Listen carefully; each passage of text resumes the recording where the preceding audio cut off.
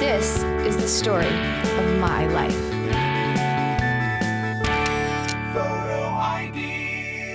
I grew up at a time when there was no television set in our house until 1948, and I was about 15 or 16 years of age. You were out playing all day. You left the house in the morning and you came back at night to eat. You played all the time and you didn't sit in front of a television set. It was not part of your life. I think it was a healthier way to live. Max Baer was training for the heavyweight championship fight with Joe Louis. I was only 2.5 years old at the time. He lifted me up and the picture appeared in newspapers throughout the country, and it's kind of a famous family picture. I was brought up in sports. My dad was a coach. As long as I can remember, I was involved in sports. I grew up playing ball, and it's been part of my life ever since. I was brought up in a family that was very education-minded. I was always told that if I wanted to play ball, I had to do well in school. Growing up, most of my friends were athletes or involved in sports. It was the way we lived. In terms of going to Harvard, when I went, tuition was about $400. I was fortunate it wasn't as costly as it is now. Stuck with sports right through high school, played basketball and baseball in high school,